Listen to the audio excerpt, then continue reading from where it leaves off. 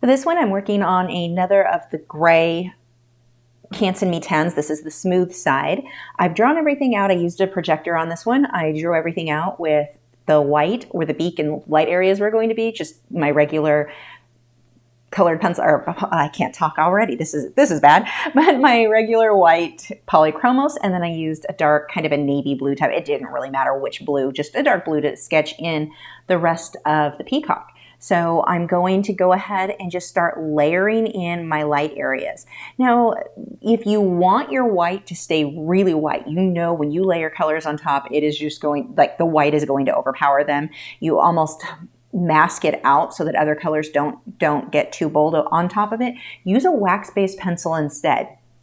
Now, in my case, I wasn't worried about that because I'm going to use Touch Up Texture Titanium White Mixture from brushandpencil.com to go over like my highlights. But if you don't have that product, I would probably say for some of the like the brightest white areas, so maybe the highlight on the eye, the area, or some of the areas around the beak, you may want to use a wax-based. So in my case, I probably would have used a not a polychromos. This is a polychromos.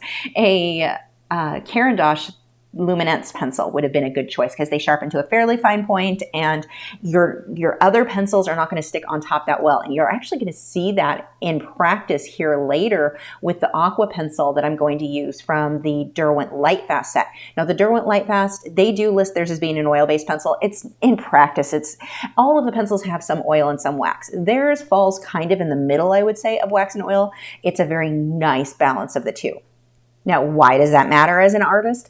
It's just that because it has a higher wax content, it's going to have slightly different properties laying down. One, it tends to blend out a little bit more smoothly than your more oil-based or higher oil content, I guess I should say, polychromos.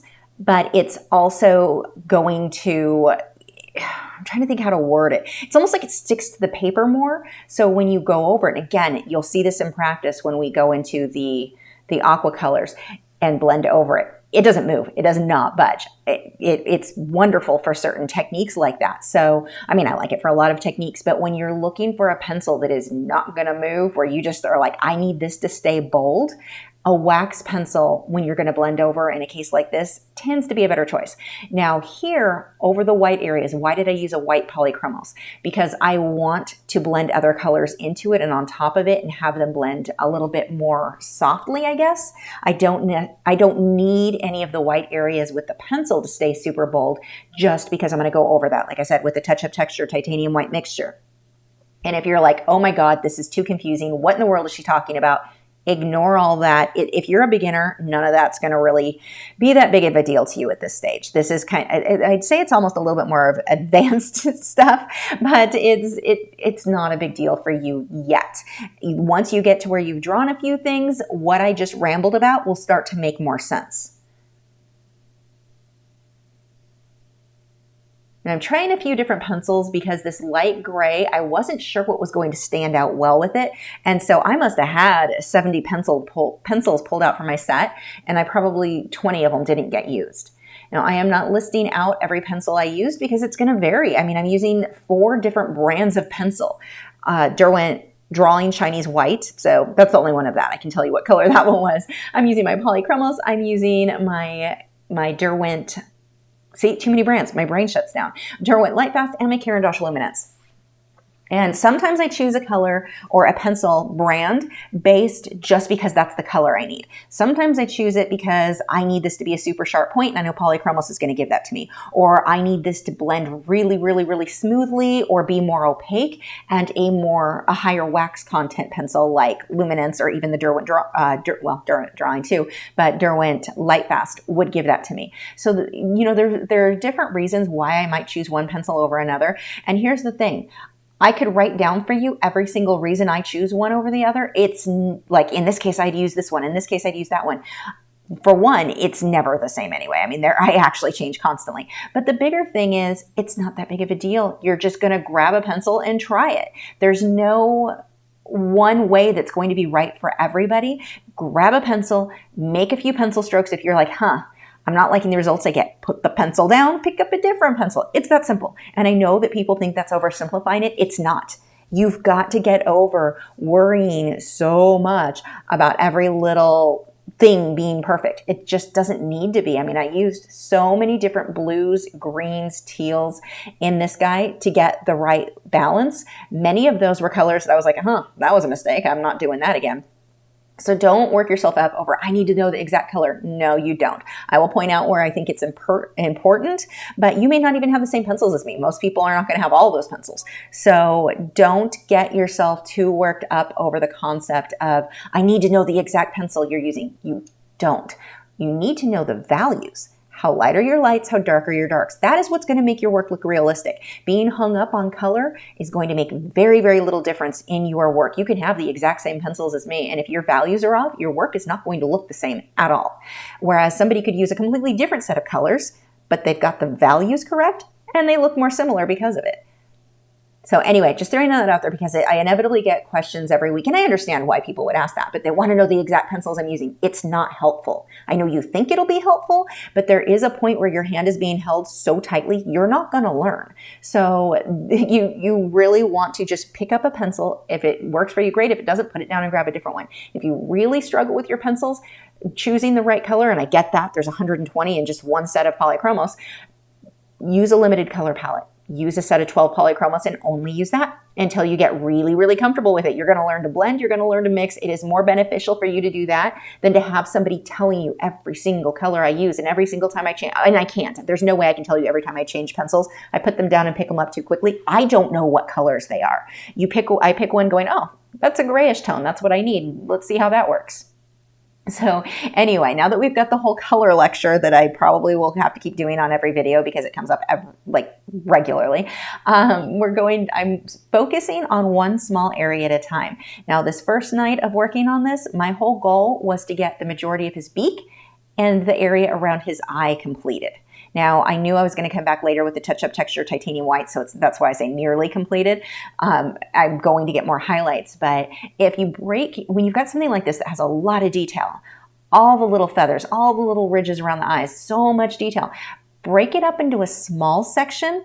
Don't try tackling it all at once. If you can break it down, just the beak, just the eye, one little area you're focusing on at a time, it's going to make it much easier for you. The other tip I have for you, look at your reference photo as abstract shapes. Don't look at this as a beak because I don't want to look like a beak to me. As I'm working on this, I'm like, what is going on in the nose area? That is a mess. Copy what you see. Get it as close as possible. It doesn't need to be exact, but close is good. Now the beak, I made a little bit more pink. I pulled out a bit more color saturation on that and in a few areas. I had several Peacock photos. This one came from Unsplash. I'll have it attached to the post if you want to draw it. Unsplash is a royalty-free website, but I had a few different Peacock photos. This one, the whites were overexposed a bit, so I darkened mine up a little bit from what was on that reference photo. But their beaks tend to be a little bit darker than what was there, so I wanted mine to be darker, mainly so it would stand out better against the gray. If I stayed with gray, the beak is just going to get lost into that background.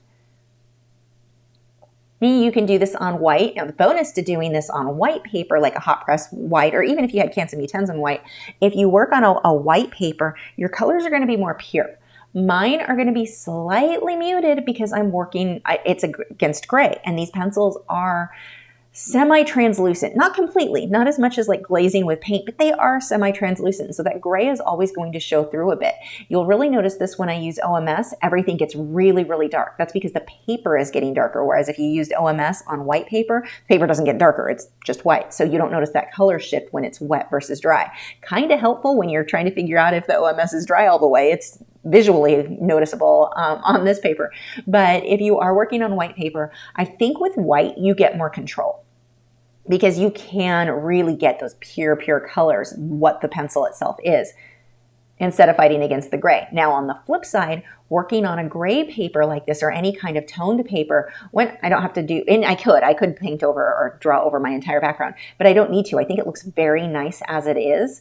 And I'm also going to let some of that gray show through. A little bit of gray shows through on the nose and the beak and some of the feathers on the head. Let that paper work for you. Don't feel like you have to cover every little thing. If some of the gray shows through and it looks good, let it work for you. So I'm just looking at my reference photo. Where are my lights and darks? I don't care if it's the exact color. Close is good enough. There are a few exceptions to that. If you're drawing a portrait, yellow is probably not a color you're going to use in most cases. There are rare instances where the sunlight is hitting or something like that. You've got a reflection with yellow. But whether it be blonde hair or skin or whatever, yellow is not a color you're using. If you're drawing a golden retriever, you may think, oh, yellow. Nope, not at all. You're going to be using tans and creams and just not yellow. So in most, in cases like that, the color matters a bit because it does look really weird when people try to pull yellow into those subjects. But, and also I will throw this out there, it is possible to use yellow and layer purples on top of it to tone it down to mix a new color. So there are more advanced ways that you might want to use yellow, but you're not letting yellow stay yellow, if that makes sense. So besides that, the colors, again, not a big deal. If I want more pink, it's no big deal. I mean, it doesn't matter. And I keep saying no big deal because it's something that I think holds back so many people. They're afraid they can't do something because they just don't know the color. Like, give the color thing up. It's not a big deal. I wonder how many times I've said that in this video. Now I am pushing a little bit harder. I have this pencil pretty sharp. I'm also resting my hand on my ease or the drawing board, not on the artwork itself. Where I want to rest my hand on the artwork, I want to pull glassine or something under it so the oils from my skin don't get on it and I'm not smudging my work. So do keep something under your hand if you're resting it directly on the paper.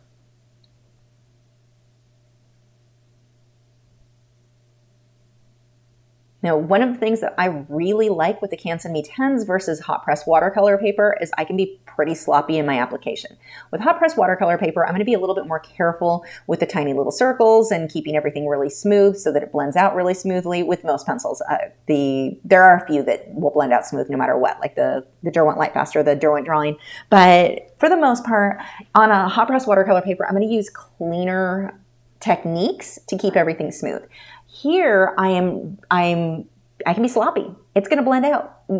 This paper, the way it picks up, I think it's because it has a little bit more tooth, and so it picks up more of the pigment. More pigment gets on the paper faster, which is why I've been using. I've been in love with this paper lately. I'm sure you've noticed because I keep using it, but it makes things go so much faster because the pencil is just laying down very, very quickly compared to what I find I get on a hot press watercolor paper. That's not necessarily to say one is better than the other. It's just the difference between the two that I've noticed and why I'm currently really in love with this one.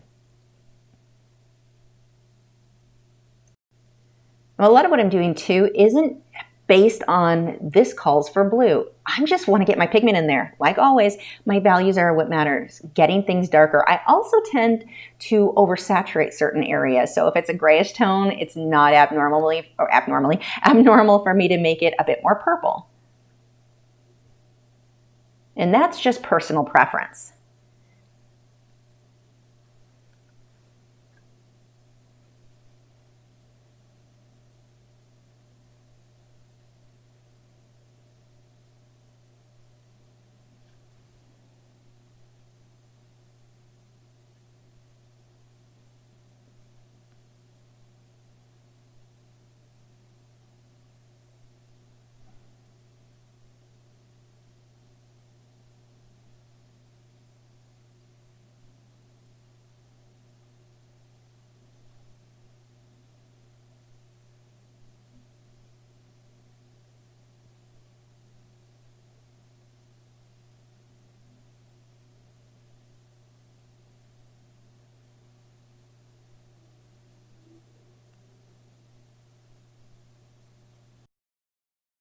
Now here, really look at your reference photo. It's not just a black eye. At first glance, it looks just super, super dark. It's not. Look at the color, the just subtle brown that you get around the pupil there.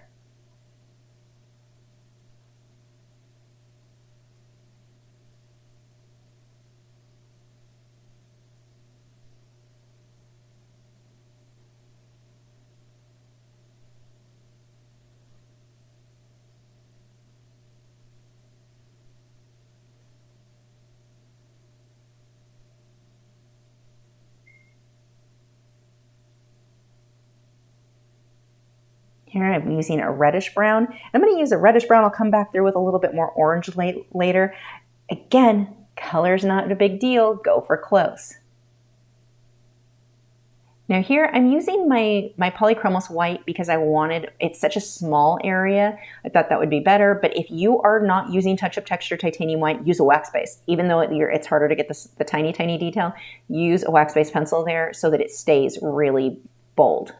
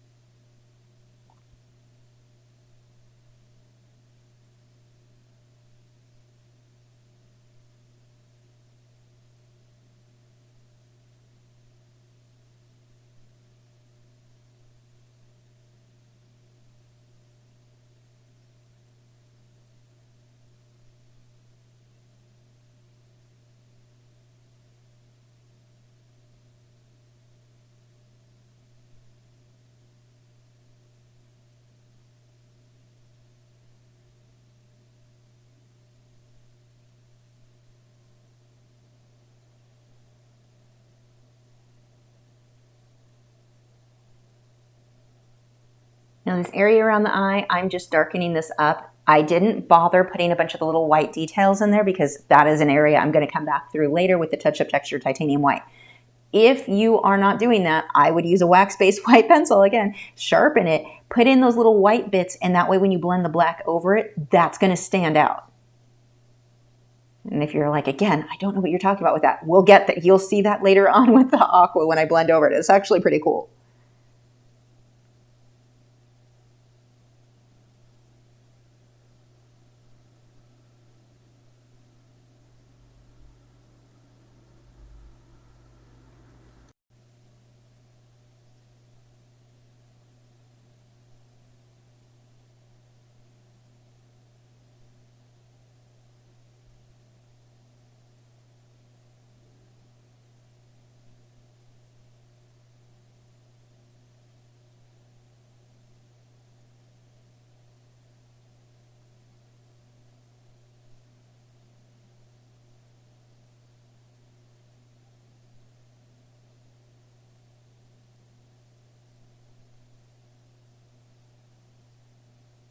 Make sure those darks are really dark. Don't let them come out to where they're just almost like a charcoal gray. You want those darks dark. And if you're having a hard time getting your blacks black, no matter what it is you're working on, add a bit more, or a bit of purple or blue and red. That will help deepen it up.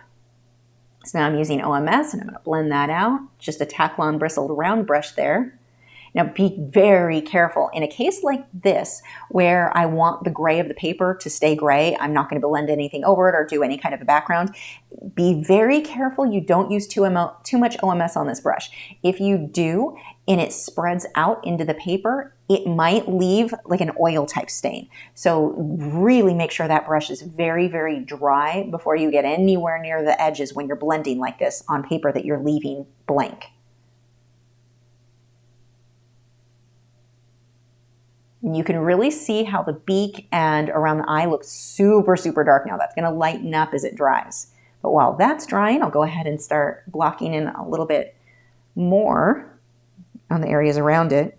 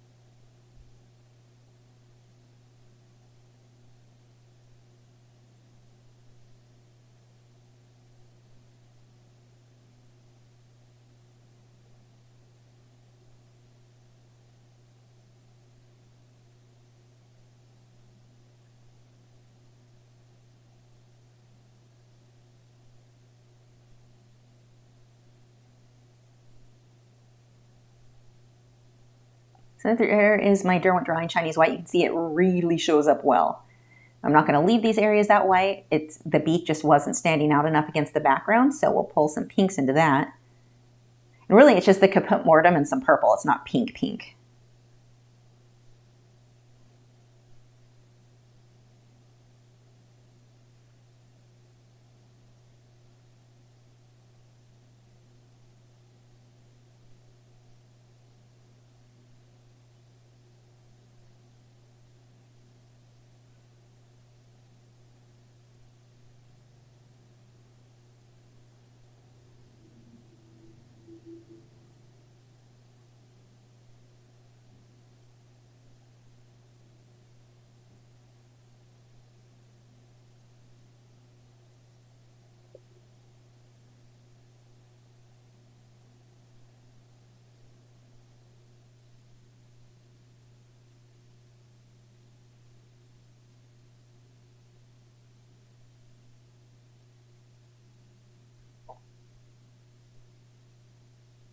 And remember, when it comes to colored pencils, painting, really anything, even graphite, it's a layering process. This is not paint by number. While yes, you technically could work that way if you enjoy that, it usually comes out looking a bit plasticky. You don't get the softness that you get when you layer.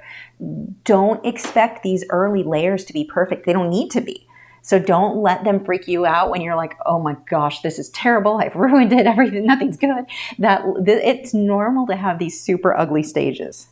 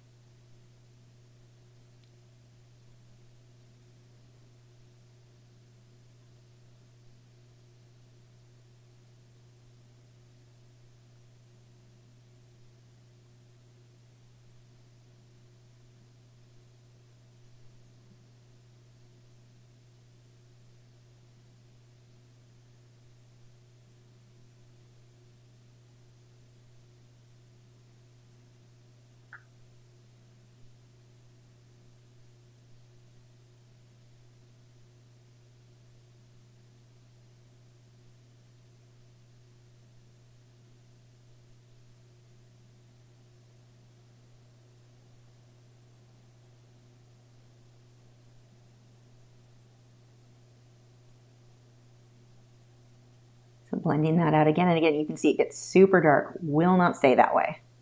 So don't get scared if you're like, oh my gosh, I didn't want it to go that dark. It won't be. It'll dry.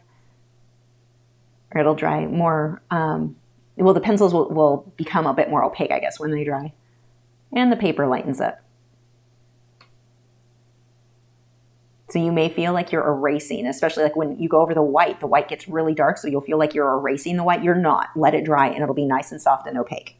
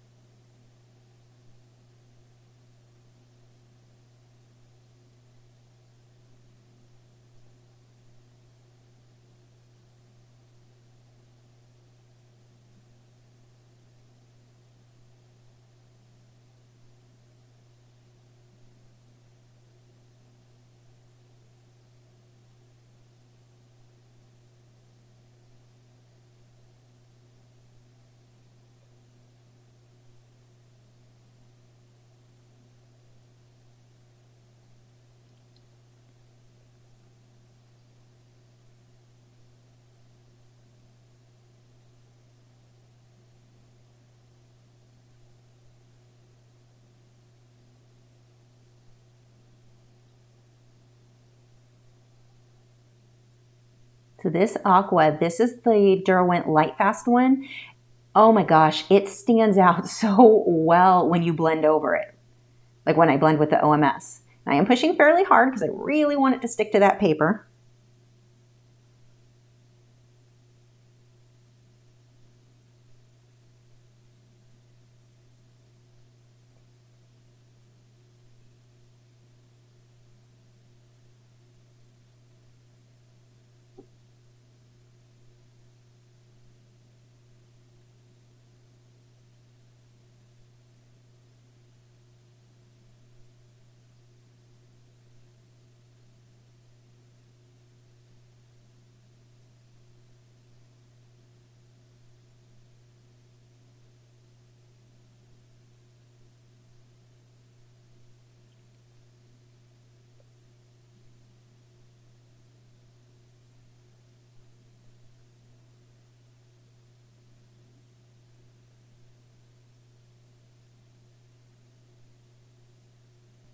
I am pushing a lot harder with this pencil than you often see me use when I'm laying down color anywhere else, really. This, I want it to really stick on the paper. This is the part that I was talking about, again, that's going to really stand out when I start blending around it. So I'm pushing harder. And this is another thing, I think a wax-based or a pencil that has a higher wax base, which is funny because these are listed as oil, but that still cracks me up. But anyway, these having a higher wax content, it's going to stick better when we get to the blending area. These are a bit more opaque. If I were to do this with the polychromos, I'm not going to get exactly the same results. I definitely, for the highlights, if you've got wax base, go with those. Now, if you don't, if you've only got polychromos, you can still do that. You're just going to be a little bit more careful when you blend so you don't blend everything over the light areas, because that would tone them down a bit too much. Now, I don't care if these are exact. I'm not sitting there counting on my reference photo 15 feathers going this direction and then I switch. No, I don't really care about that. What I care about are getting my feathers to be about the right size, moving in about the right direction. But it does not need to be exact. You certainly can sit and do it exact if that's something that you enjoy. I don't, so that's not how I work. But if you are like me and you don't want to work that way, your results will be just as good. You just need to make sure, well, they'll be just as good if they're not exact. You just need to make sure that you are moving that in about the right direction, watch the way the feathers move. They don't all go the same direction. They're not all the same size. Really notice those sorts of details on your reference photo. It will make a big difference in your work.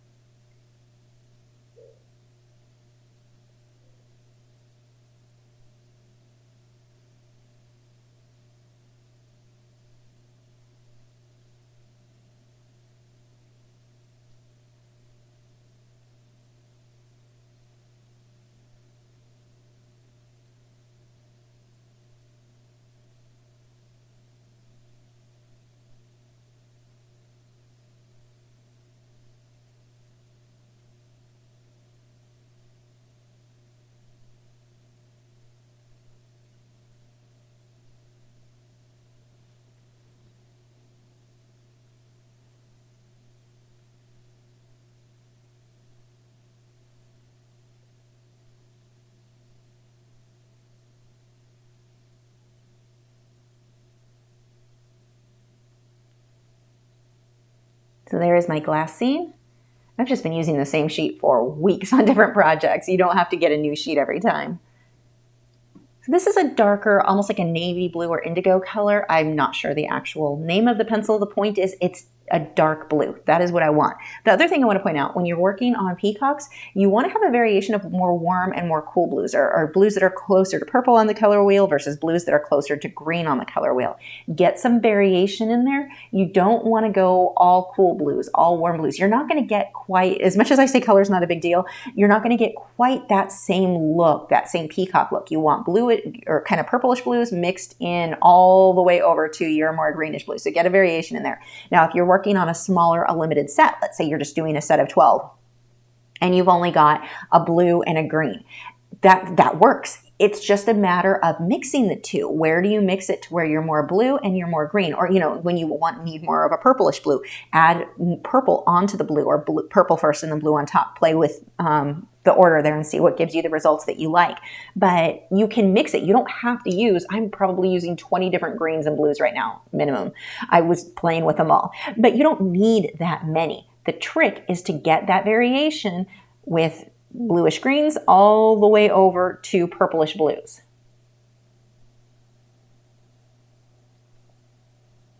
And then the other thing, the reason that you get that iridescent look on the feathers, this is going to be true on hummingbirds, it's true on peacocks, anything with that sheen, that comes from high contrast. So it's very similar to last week's lesson where we were talking about creating something that looks shiny and metallic. You're going to get that from really high contrast. Those darks need to be so dark right up against the really light areas. And that makes it have that sheen to it that we want to capture. So you really don't want to mess around with trying to keep things too safe. I'm making air quotes, you can't see, but it feels safe not to go too dark or too light. But the thing is, your work won't look as good. And that's true no matter what, but especially in this case where we want to create something that has that iridescent sheen, it almost looks metallic, you have got to get that high contrast. Now this blue, it's a random, any kind of medium blue would work. It did not need to be this color. I'm going to completely cover it. My goal is to cover at this point all of the gray of the paper before I blend out with OMS. And I am working that around the aqua, even though when I blend over it, I'm just going to pull this right on top of the aqua, but the aqua will still show through because I'm the oil-based pencil here. It's not as opaque as that Derwent Light Fast. Using a more turquoise color in here. And again, if you're let's say you're only using blue and green, pull a little bit more green into your blue there so you get that turquoise, that mid-range. And if you're ever working with a small set of pencils, don't feel limited in that. That's actually helping you to learn your color blending and layering and how you mix it so much better than you would if you were using a full set of 120. And even if you have that full set of 120, if you're struggling, like, I just don't know what color to grab, look up online what the set of 12 colors are and limit yourself to those.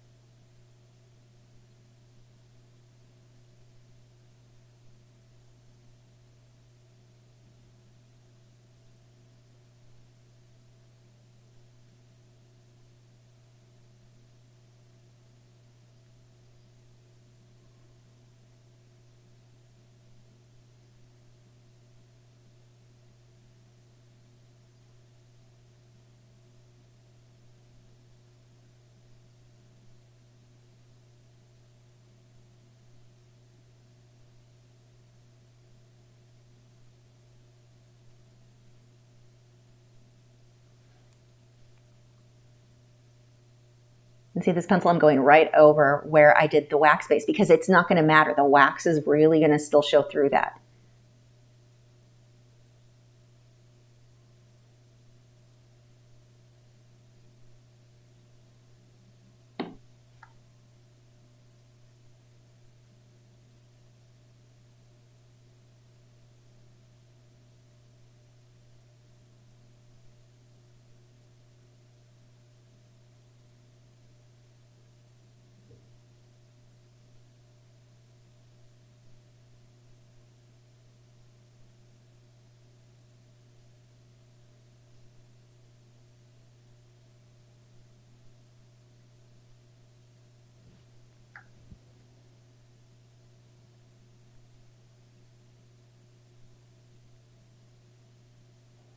Now, this is what I've been talking about as far as how that aqua will just show through when you blend over it. Watch how it doesn't really blend out. It stays put and it shows up even though I'm smudging all of these colors right on top of it.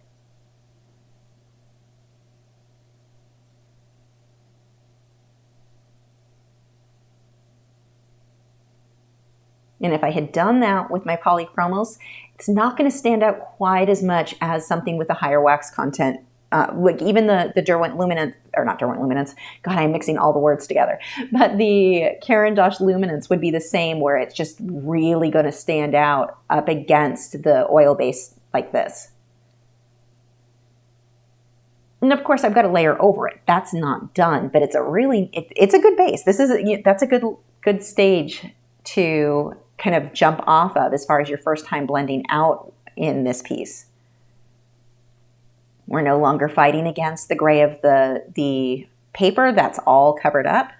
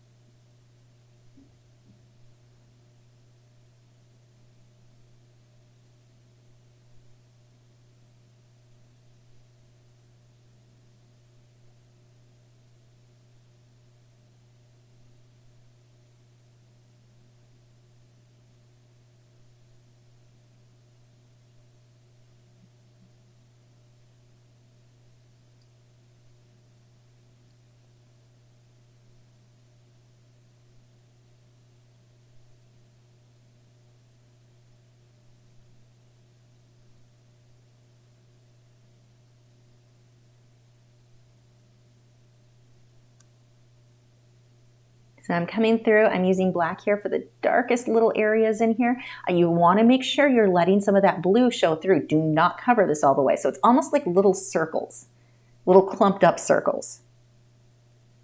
Now, as I say that, I don't mean put polka dots, but on those tiny areas, that's essentially these clusters of little dots that I'm putting together. And then of course the bigger areas are more defined in shape.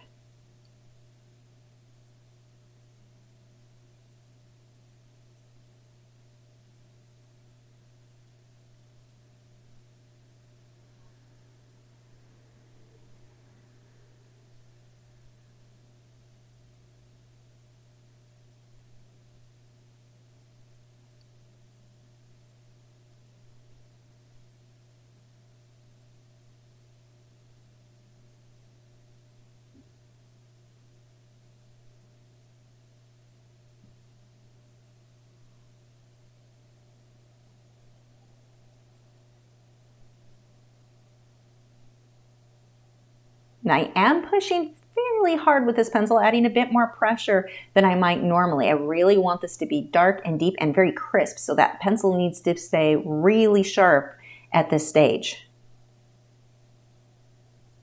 I'm going to speed this up a little bit because we're really just repeating that process again and again and again.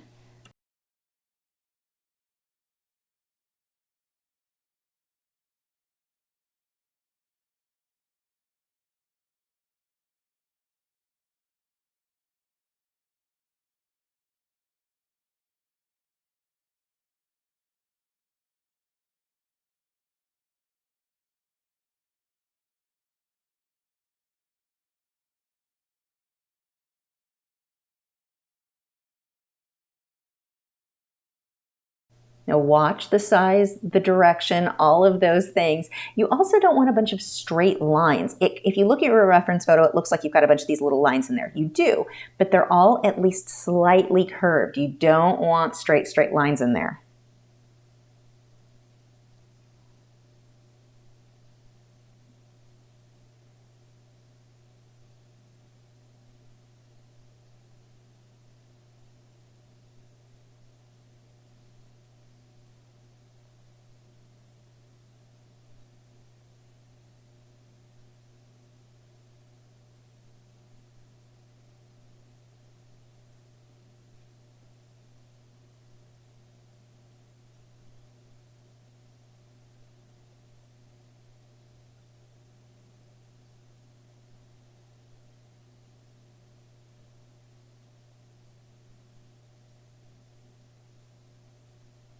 Now I'm coming through with a darker turquoise and just transitioning between the black and that lighter blue. So just right in between the two of those. Back to the black, adding some more little details in here.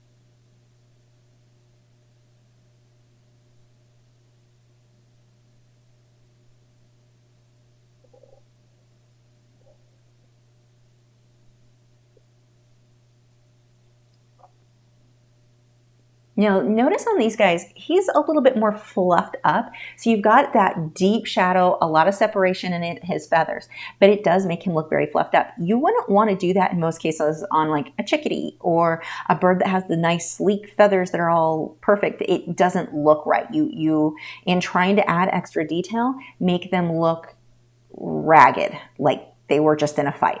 Normally birds are not going to have that much contrast quite like this. So do be aware of that. Really look at your photo. Don't think, okay, this is the trick to making feathers look realistic. Depends on the bird.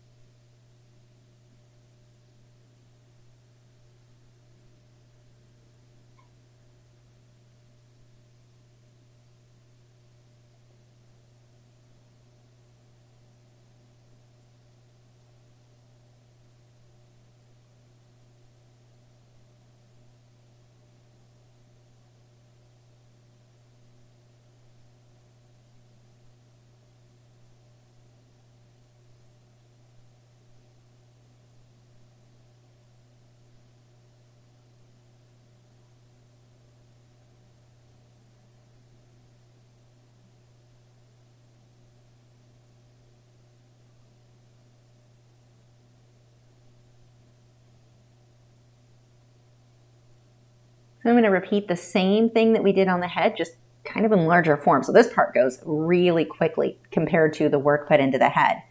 So I'm going to go ahead and speed this up because this is just a rinse and repeat of what we've already done, just slightly larger. And again, this is the same thing as before. I don't care if these feathers are exact. Close is good enough. We just want to capture that look of the feather so the feel and the movement is there.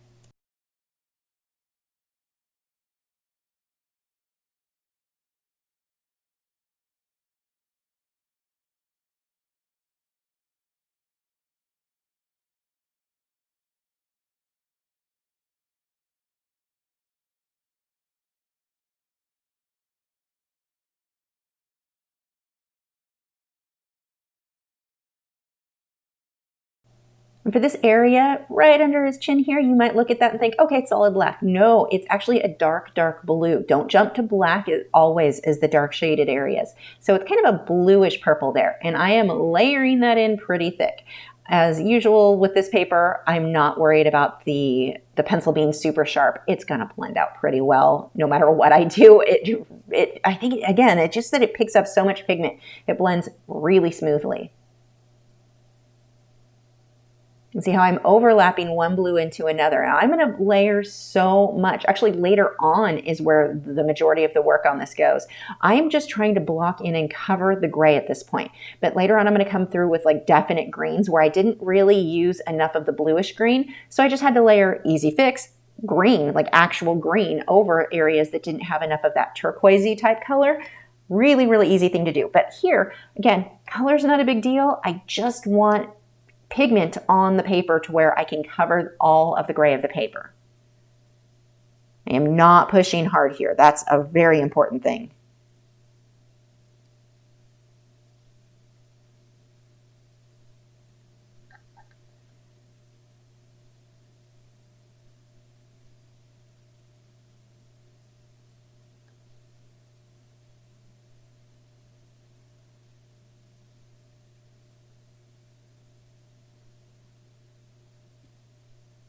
See, I'm putting more layers and more layers and more layers before I blend out with the OMS. So one of the biggest problems that people often struggle with OMS is they'll use it and say, it just looks grainy, it looks gritty, I'm not getting that blended look. You've got to remember, colored pencils are not the same as watercolor or Inktense, where a little bit of water just makes that pigment spread everywhere. What you're doing with OMS is pretty much dissolving the pigment in place. It's not going to spread out. It's just whatever is there, just kind of gets dissolved where it's at. So we want to make sure that we've got a lot of pigment on the paper for the OMS to work with. If you don't have enough, if you just looked at it like, oh yeah, there's some color on there, it should be fine. If you don't have enough, you're going to know that, because when you go to blend out, it looks grainy, gritty, pale. It's not giving you that rich color that you want. Now, if you have that happen, that doesn't mean anything is ruined. You're just going to go over it again with more layers. But that's why you see me go over it again and again and again with this before I blend out, where I'm just layering a lot of pigment. But use a light hand. When you start pushing hard, it flattens the tooth of the paper, and it makes it so that you can't get additional layers to stick very well. So that's why it's important, when you know you're going to be doing many layers, use a light hand. In the case where I was pushing harder with those deep shadows on the feathers up top, I don't want to blend over that. I want those to stay that dark. So I don't need to use a light hand there. I can push harder and keep it really crisp. You can see I've got these darker shadows on that white patch under his eye. Well, that allows me to come back on top with the white and have it really stand out. Remember, just like before, we want that brush mostly dried off when we get to these edges. We do not want a lot of paint that are on there, or it'll bleed out. And by bleed out, I really just mean the oil from the OMS. It just looks like you've got a bit of an oil stain around the edge.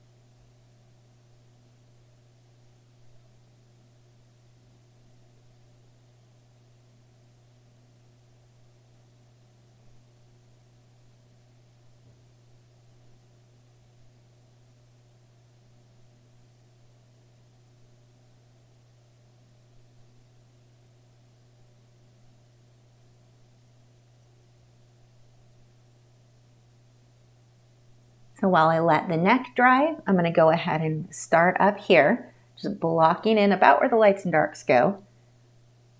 And this is very abstract. This isn't something where you're looking at it and going, okay, I'm drawing feather number 1, feather number 2. They just kind of blur together because it's so dark in the center area. You don't need to force detail. Look at your photo. If the detail's not there, just do the abstract shapes you see in that photo.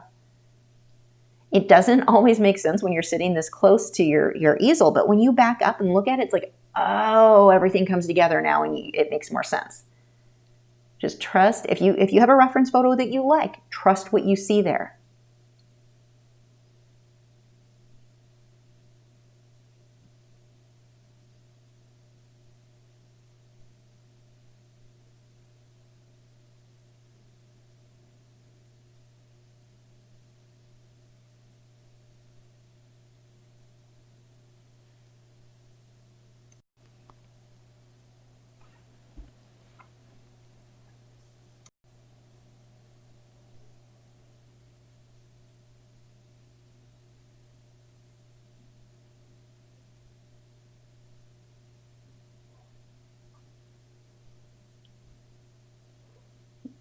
And I am pulling, this is kind of a soft purpley tone. Yes, technical term there.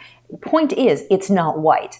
This one is white, but I want to get some variation in these little, the stems of the feathers or whatever we want to call them, the quills, the little bald feathers. Or bald portion of the feathers. I'm just going to keep making crap up until I come up with something that somebody understands. But for those, we want to get some variation in there. Now notice where it's really bumpy and rough. That is where my pencil was not super sharp and I did not push very hard. It's going to blend out. It's no big deal, but that's why that happens. So as I move over it, I'm pushing a little bit harder with some of these pencils, using some reddish browns. I'm using Caput Mortem's kind of my go-to for most things if I need a slightly reddish tone, but I'm not looking for actual red.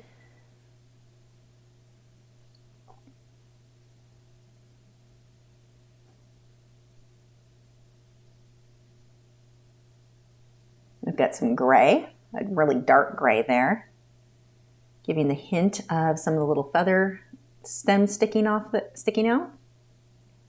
See, we just keep building and layering. And I think one of the biggest mistakes that artists make, and especially when they're submitted for, when we do our critiques, is that the work isn't bad, it's not finished. They'll get to this stage and be like, okay, I got color on the paper, it's done. No, you're only a quarter of the way through. So the reason your work doesn't look like you want it to isn't because you're not doing a good job. It's because you're not finishing the work. You're calling it finished too soon. Look how many layers we need to continuously add over it. Now I'm using some purples. Now the purples, if you do not have the Derwent Lightfast set, at least get the purples. You can get them open stock at like Jerry's or Dick Blick. Oh my gosh, they have the best purple colors, which is kind of incredible because that's been one of those colors that purples and pinks. Now I need some more like bright pinks, but they're very hard to make light, or, to have them as being light fast. That's why you do have a lot of pinks, like Prismacolor has some great pinks, but they're not light fast. So with these, having the purples that are this amazing and light fast is a pretty big deal. So if you don't get anything else, at least get I think it's a violet, there's nightshade, there's a few different tones in there, but anything that's purple in that set is for me a definite must have, because you don't have those same colors in any other set, or any other good set, I should say, that are light fast. And I think that's the thing that's different there. You might find that color in another set, just not a light fast version of it. So I'm blending that out. Same thing. We do not want very much paint thinner on that. I really want to dry that out. And the paper towel that I'm using, it's Viva, V-I-V-A. Either use that or use an old t-shirt or an old rag of some sort. Regular like Bounty paper towels, when you touch OMS to it, it kind of spreads out weird. It doesn't soak in right. You make a big mess and it's not effective anyway. So either Viva if you want a paper towel, or an old t-shirt. Though either way works really well. And that's what I'm dabbing my paintbrush onto that to get rid of as much as possible there. So now coming back through with the black, I'm going to start defining some of these feathers.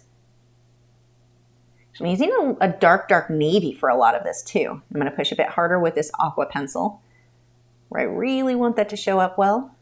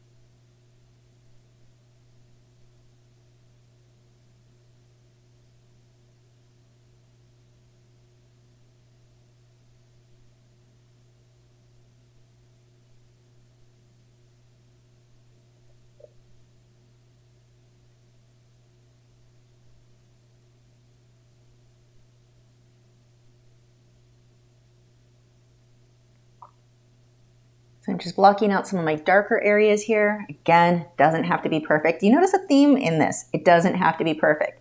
And it's important for you to really grasp that because you want to have fun when you're drawing. We have a tendency to think every little thing has to be perfect from start to finish. It's not, I can't go back and fix something or whatever. And you don't have fun because of it. Enjoy the process. And you're going to, your work will be better, but you want to have fun. You'll want to keep doing it if you're enjoying what you're doing. But if you stress yourself out because you're worried about everything being perfect, which is funny because most things don't need to be perfect, it really takes the fun away from it. And I don't just say that to fluff you up or whatever. I don't know what the term would be there, or give you false confidence or whatever. It's genuinely, it's true. It's something that I've seen over and over and over again. I've been teaching since 1999. These are things that I've seen happen so often where people just get so afraid of messing up that they can't move forward. There's nothing you can do you can't fix. I mean, putting a hole through the paper or tearing it would be certainly something that can't really be fixed. But I mean, for the most part, most of what happens, there is a way to either hide a mistake or fix it. I'm using a lighter blue. I think that's a cobalt blue. Or I guess I should say medium blue. It's not really light. But I'm just starting to block in the color, the shape of the feathers. Now, if you look at the finished piece, that cobalt blue or whatever it was I was just using, that's not a color that's going to stay. So back to the color's not a big deal. I'm building up my values. I can adjust and tint the color by layering over, where the green, I just didn't have enough of that turquoise green was not there, the really darker greens wasn't there. So I countered it with the blue. If I would have just taken the right turquoise and gone over the blue, I'm slightly shifting the color, but not enough. So the reason that I'll come back later with you'll see later, it's towards the end, but green, I'm just countering the areas that are too blue by going a bit too extreme the other way, and then it balances out somewhere in the middle. There is a fix for most things. Don't work yourself up about the color thing because we can tint the color and adjust that later as long as you're not using too much yellow in a portrait. Even that can technically be fixed.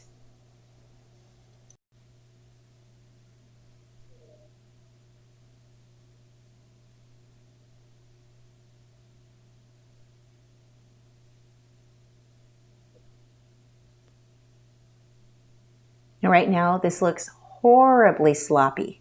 This is where you're going to keep layering, so don't worry about it. And this is a fairly fast project. This one I had done in 2 nights. So, and it has a decent amount of detail. So it's not one that is going to take you that long to get out of your ugly stages.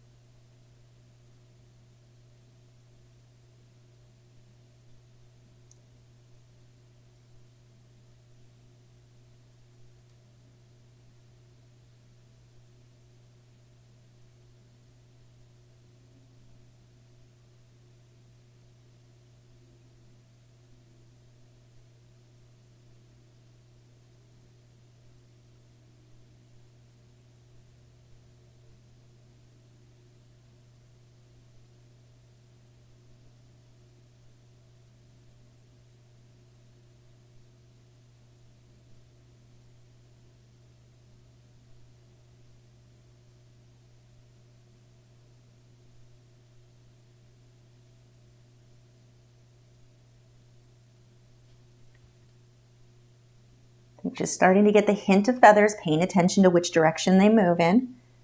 Still, nothing has to be perfect. One thing I will tell you to watch for, though, it's really easy to make a couple of pencil strokes and think, wow, that looks really good. And then you end up repeating that same exact pencil stroke again and again and again. That doesn't look good. You want variation. Anything in nature, whether you're drawing grass, trees, bushes, feathers, fur, everything has variation. You don't want everything to be too uniform. It looks very stiff. So do watch that you're constantly looking at that reference photo and paying attention. Okay, this curves slightly this direction. Now it needs to curve slightly the other direction.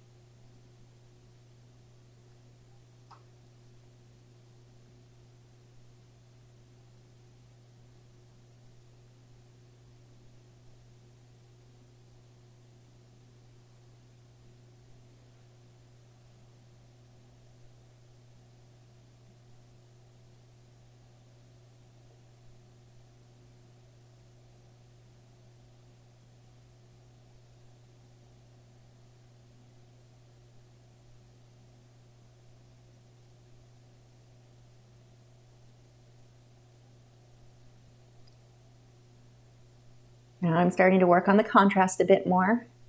Now these areas I am pushing harder with the pencil. This is a dark, dark blue. It is not black. And any dark blue will work fine.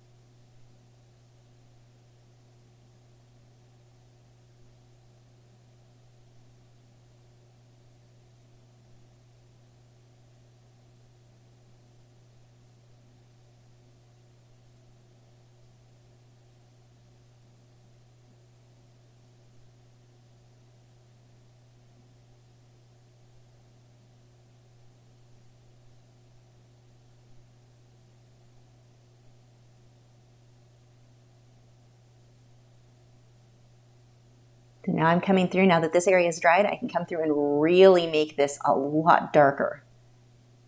And see how even though I'm making it dark and even though it kind of blurs together, you can still see sketchy lines in there. And I want those sketchy lines to go the right direction for those feathers. So as always, look at that reference photo.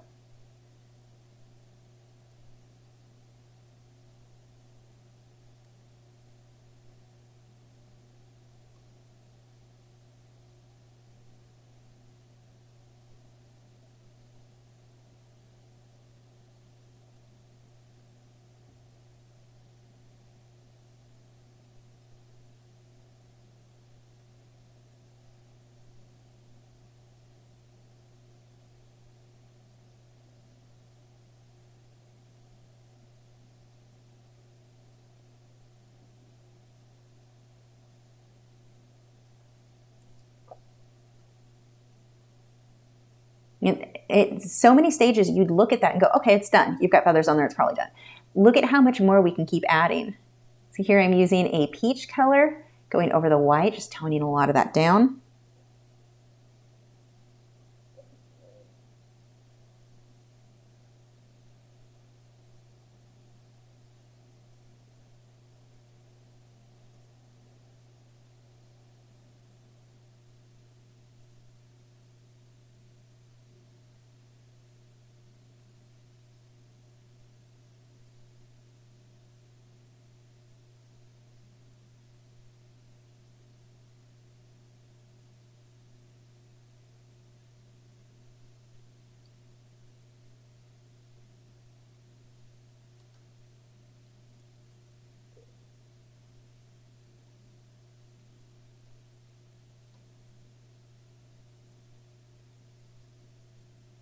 Now that white pencil, as I go over it with the polychromos, that's burnishing almost as much as it is adding some highlights. It blends it out a little bit. So it's a great way for blending, but if you overdo it, you'll kind of muddy up the color. In that case, I wanted it a little bit lighter anyway, so that was fine. But be aware of that when you start blending with white, thinking, wow, this blends it out so good with burnishing. Yeah, it does. But you're also muting the color. So decide if that's something that you want. You can also burnish with the original color. It doesn't need to be white. He's got some little hairs here on his cheek. A few little wrinkly lines. Now you'll see me switch white pencils. If I can make the white polychromos stand out, I like that because it is going to sharpen to a finer point and I can push a bit harder with it without breaking the tip. The Derwent drawing, however, that one is a much, much more opaque pencil, but I can't sharpen it too much and then apply pressure and not expect it to break.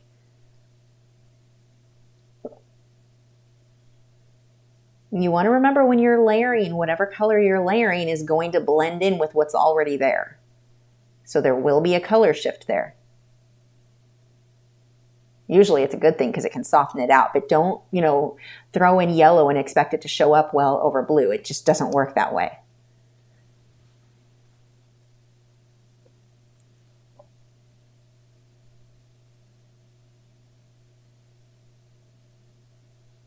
Now, I have mine taped down with blue painter's tape. I do not recommend that. I ran out. I need to buy some. Actually, I have a little bit left, but I need to get some more. Get the pH neutral masking tape to tape your work down.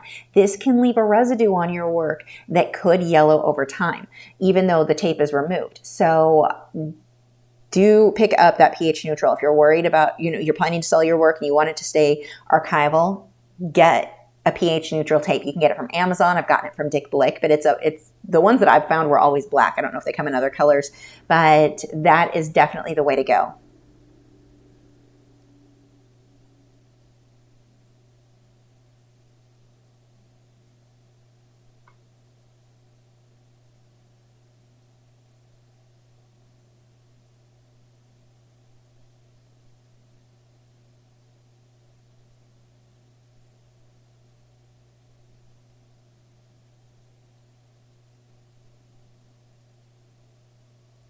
And working off camera, so you know it's one of my videos.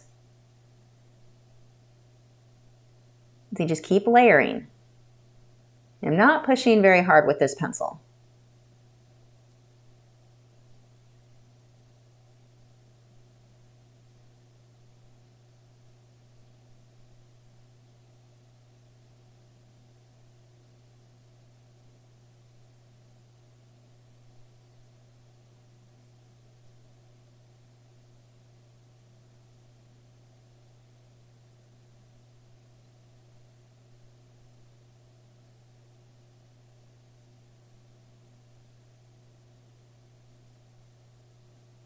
Now the darker areas, I'm back to adding more pressure, and this is again a dark blue, not black.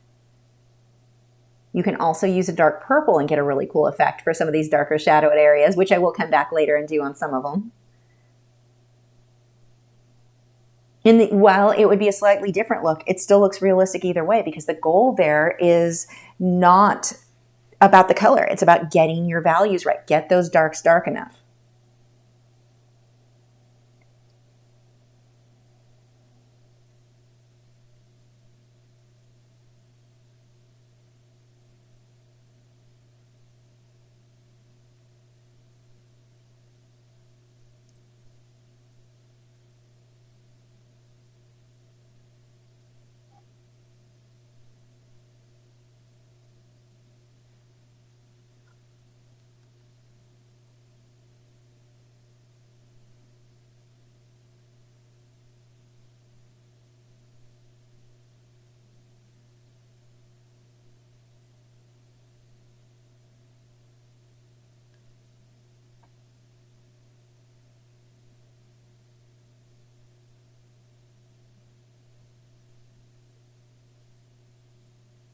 So here is the touch-up texture titanium white, the highlights. Now, if it comes out too bright, not a big deal. I can put the pencil, which I'm going to, over it. But this is going to allow me to put pencil on top that will be really bold and stand out in a way that it wouldn't over just straight colored pencil. If you're unfamiliar with this product, it's two products that I mix together, a powder, a white, it's like almost powdered colored pencil. There's more to it than that, but that and then a liquid, and you mix them together and you can paint it on. This sticks really well. This is the only archival way that you can paint white onto a colored pencil piece. Acrylic paints, they're water-based. Gel pens, water-based. You put these things on top of a wax or oil-based pencil, it is not going to stick long-term. That is not archival. Fine if you're just making prints. If you're selling that original, that is not what you want to do. So this product, I've got videos showing you how to use it that I'll link. If I forget, somebody remind me. But this allows me to paint. I'm using I believe this is the number 2 synthetic hog-haired liner brush. This is the one that I get from Hobby Lobby. They're by far the best liner brush. Every time they go on sale every few weeks, I stock up on more. I use these for oils, acrylics. Every medium I use this brush.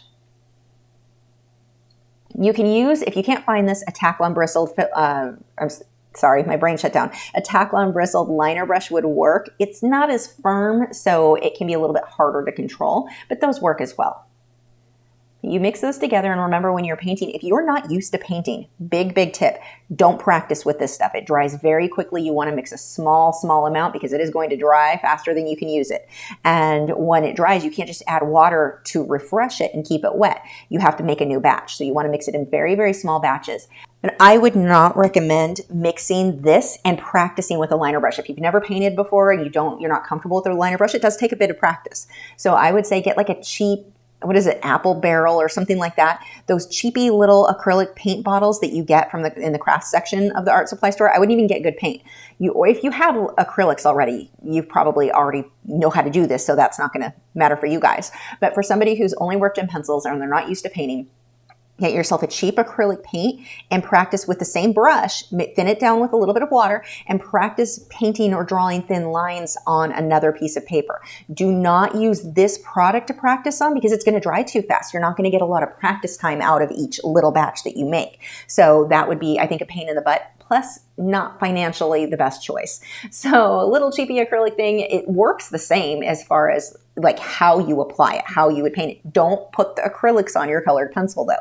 But as far as practicing how to use a liner brush, that's a really good thing to go. And you want to remember when you're painting, the harder you push with your brush, the thicker the line is. So a lot of people will think they need this teeny tiny little brush with almost no hairs in order to get fine details. No, those are not the most useful, especially in the case of a product like this that is going to be thicker.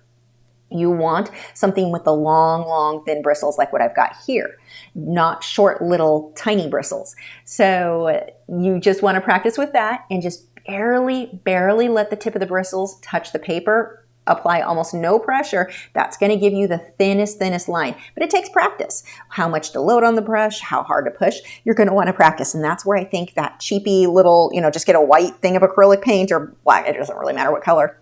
But get that and practice on a scratch piece of paper, just making lines and being able to control that. Now these highlights, I'm just doing white, and this makes him look kind of flat, like he's not that super bold color. Yeah, he's got highlights, but we need to make those green. Not a problem. I'm putting them in white now so that I've got a really bright base that when I come on top with the teal, it's going to show up really well in a way that I just wasn't getting on the gray paper.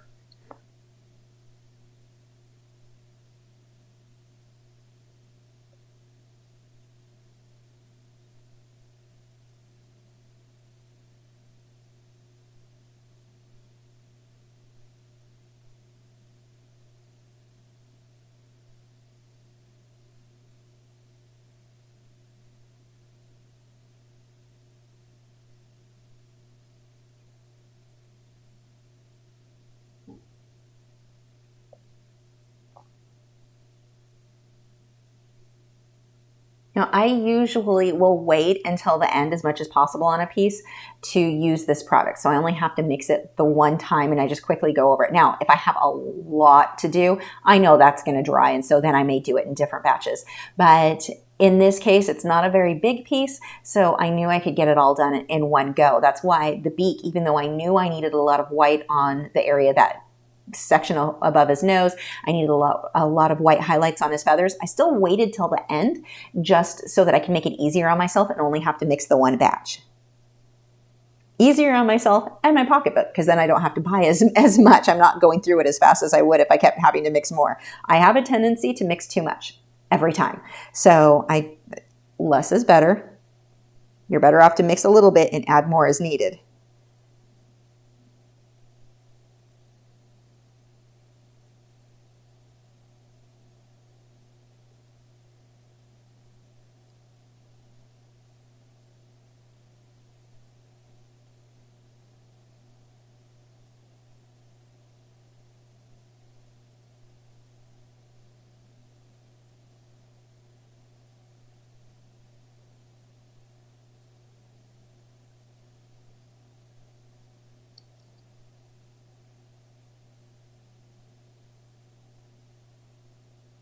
You're just barely letting the tip of those bristles show.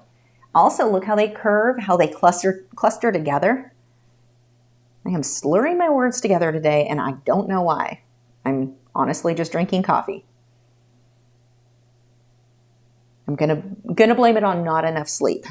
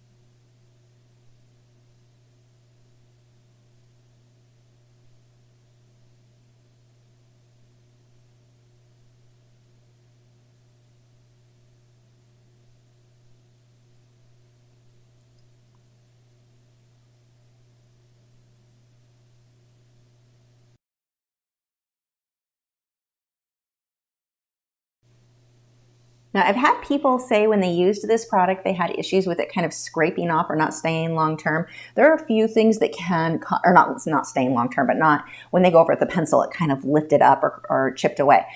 There are a few things that I found that can cause that. One, I found that there's an area where I've put so much pencil and burnished, it doesn't grip as well as the other areas. And I'm talking really burnished. I flattened the tooth of the paper out, but it still sticks. And so in those areas, I just use a lighter hand when I go over it with the colored pencil, and I've been fine.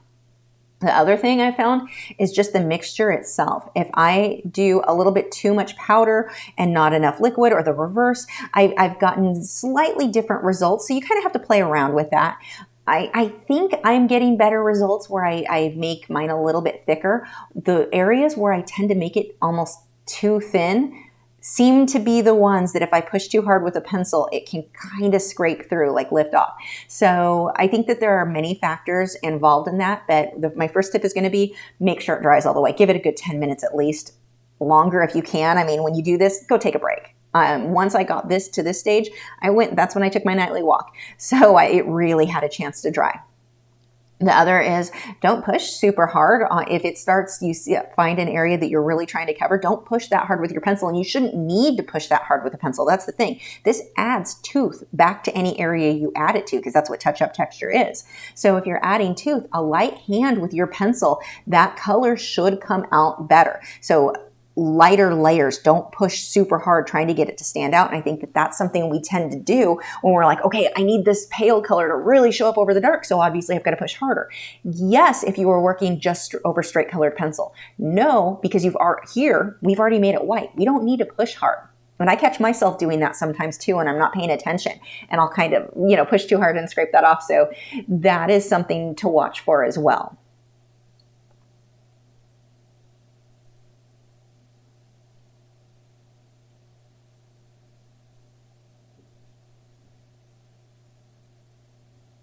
See how now this starts coming out much, much more bold than what it was.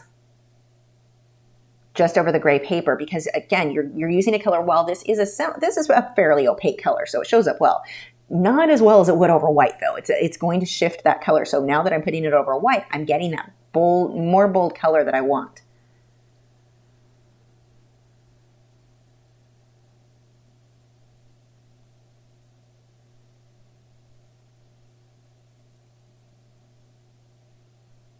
Now, another thing I want to point out, where I talk about one of the ways that you make something look metallic or have that iridescent look, is to get that high contrast. However, in this case, just with flat white, you can see that does not achieve that look.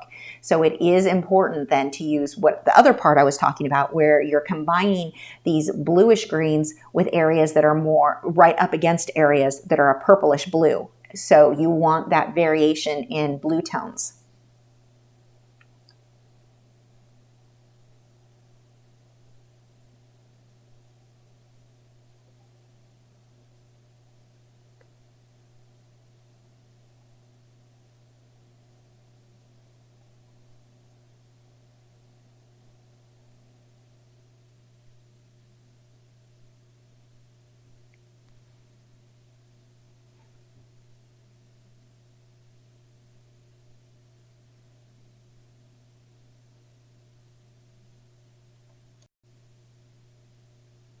And here I'm using a turquoise color.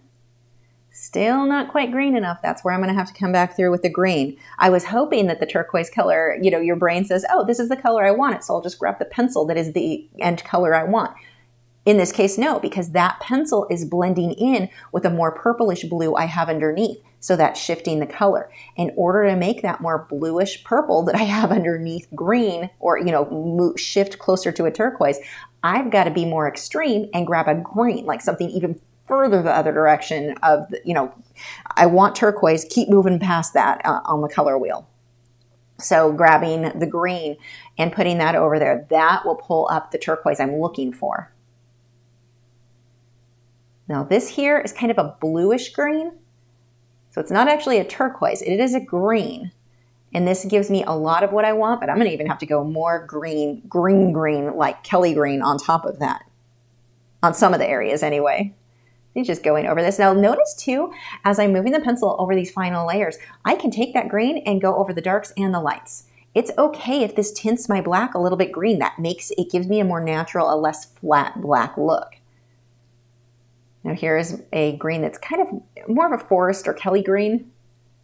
Those aren't the same color, but like super green. There is no tint of blue in that. But because it's layering on top of blue, now I'm getting that more that like deeper turquoise that I'm looking for. And that's something that you have to get used to when you're working in colored pencils. You're never going to have a layer that's completely sealed down, even if you are using some sort of a fixative. Whatever you put on top of it is going to, at least some extent, blend in with what's underneath it. So you're mixing that color on your paper as you work. So sometimes, in some of this, I could have over the blues, where if it wasn't green enough, I may have wanted to take a yellow.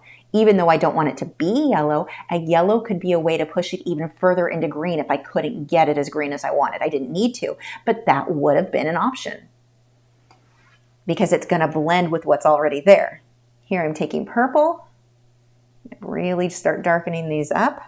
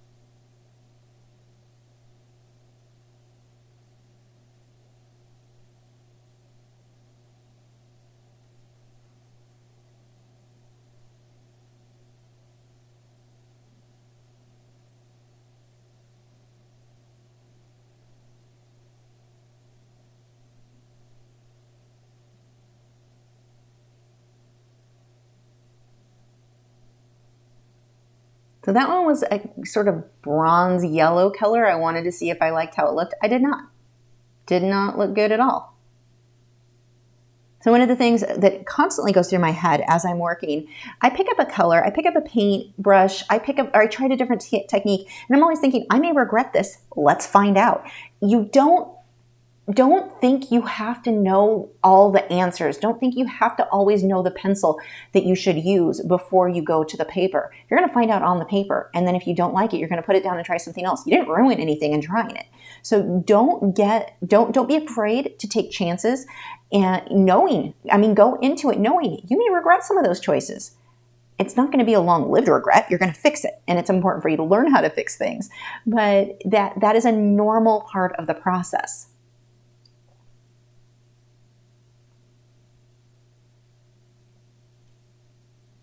So this pencil is really sharpened. It's a dark blue. I'm just getting a little bit more definition in between some of these feathers. You can see how I'm pulling some of these lines so they overlap into the light feather above it, creating that sort of frayed edge.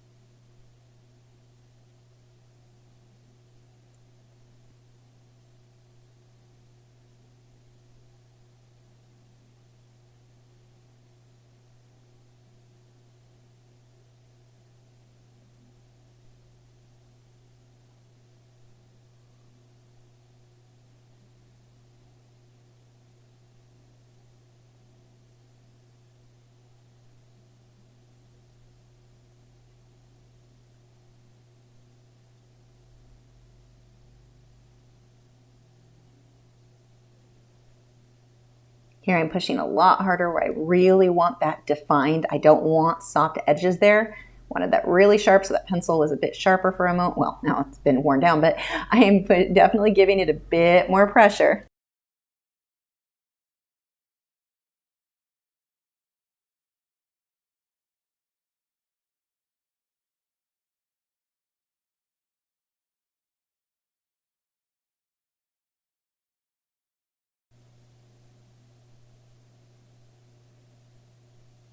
Now the little feathers, he's got those little teeny feathers under his cheek there on that white patch. Don't push hard on those. I pushed hard just at the little dot that the feather came out of. And then the feather itself, keep your hand fairly light there or it'll be too bold. Those are really fine feathers.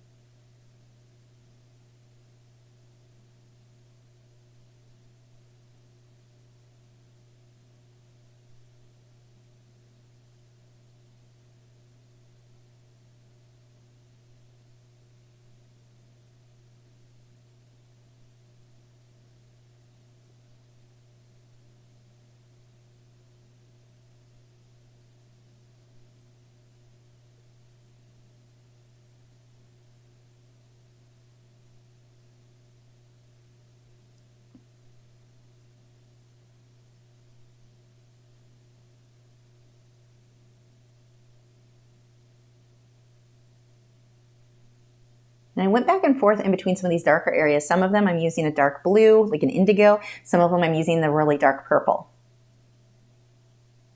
There, I believe, was the purple.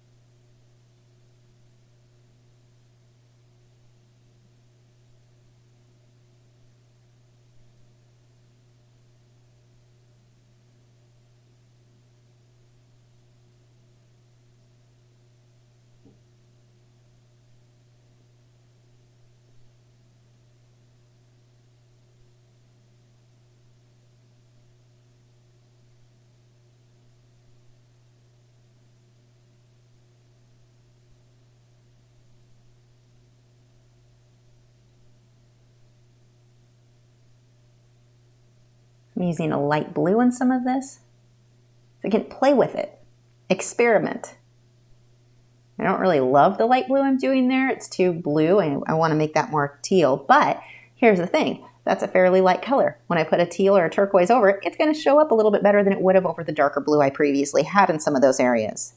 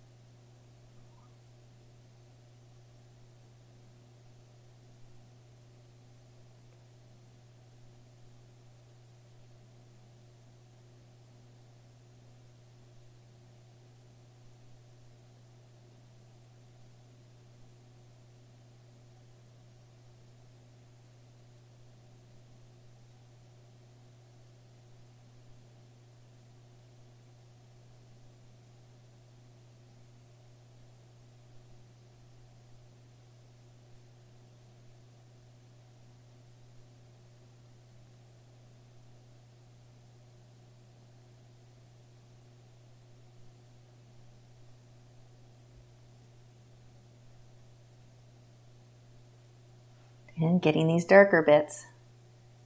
Some of this I am using black, not that much. Most of the dark areas in between these feathers at this point are the purples and blues.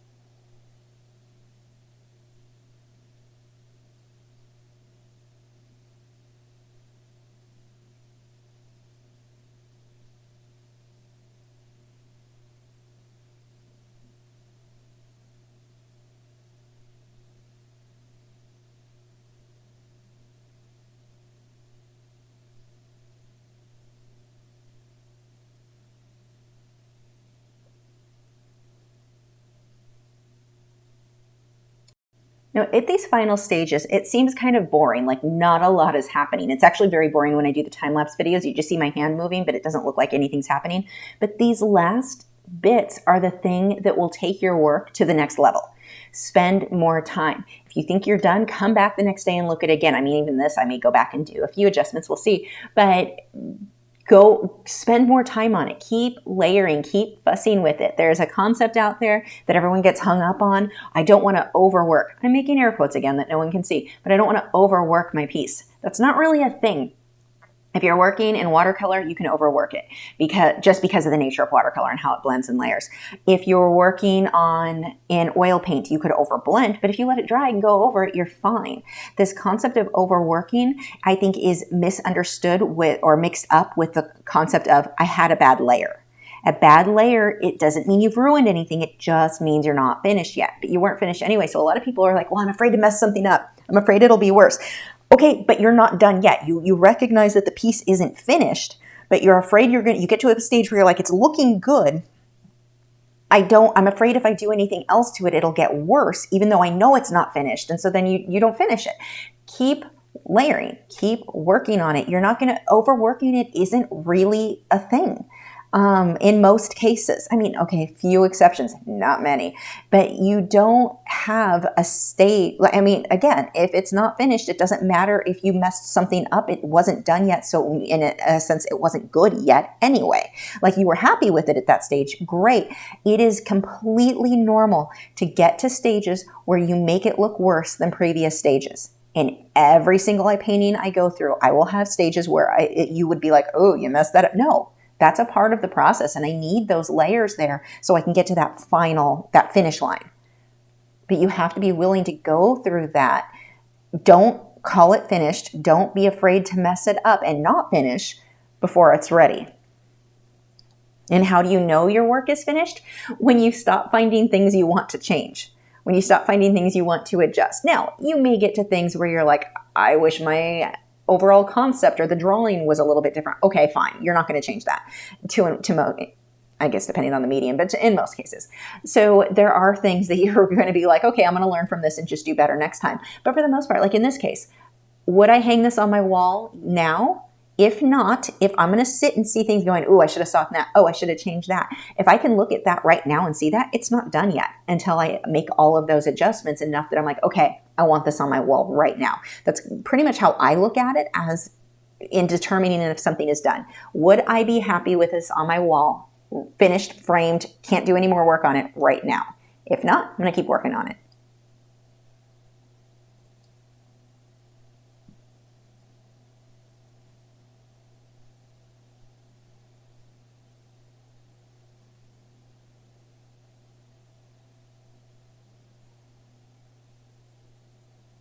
Fraying those edges a little bit.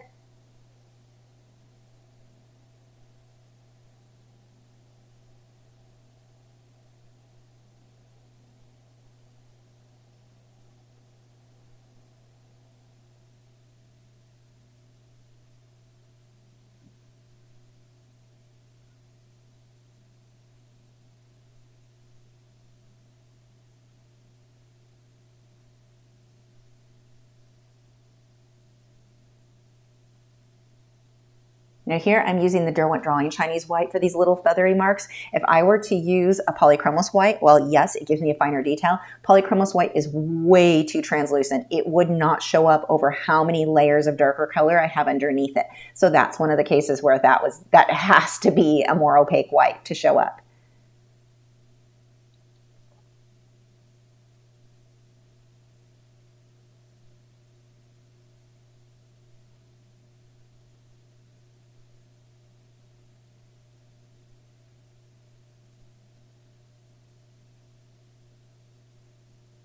There is our finished drawing.